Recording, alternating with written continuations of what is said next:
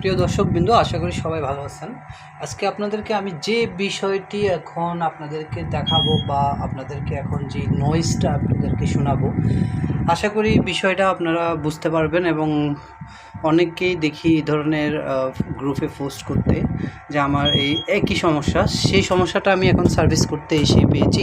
প্রথম কথা হচ্ছে, আপনাদের যেই কয়েলটি আছে, যে ভেপারেটর, এখানে আপনারা নতুন এসি কিনে নিয়ে আসার পরেও দেখেন যে এরকম ট্যাপ ট্যাপ হয়ে গেছে। এরকম আপনাদের যে অ্যালুমিনিয়ামগুলো আছে, অ্যালুমিনিয়ামগুলো ট্যাপ হয়ে গেছে।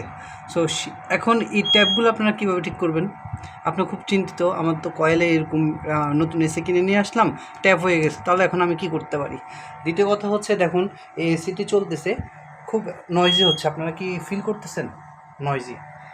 ফ্যানের বাতাসটা একটু লক্ষ্য করুন। ফ্যানের বাতাসটা একদিকে হচ্ছে, এদিকে আমি কোনোভাবেই যে ফ্যানের যে বাতাস, এই বাতাস আমি পাচ্ছি না। এই বাতাস পাচ্ছি শুধু এইদিকে, মানে এদিকেও পাচ্ছি না, এদিকেও পাচ্ছি না, বাতাস পাচ্ছি এইদিকে। তাহলে এটার কারণটা কি?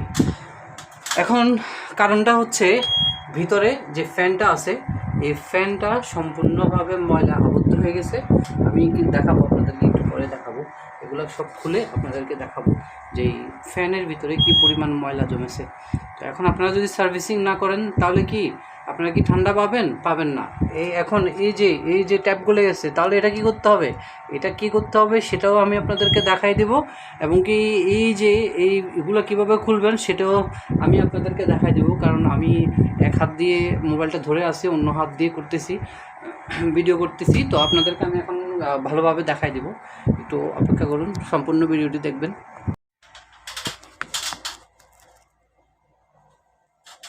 ওকে, এখন আমি আপনাদেরকে দেখাই দিব এটা কিভাবে খুলবেন। এটা খোলা খুবই ইজি। আপনারা বাসায় যারা করতে যাচ্ছেন, বাসায় যারা খুলবেন, ঠিক আছে, তাদের জন্য আপনারা এসিটা অফ করে নিন আগে।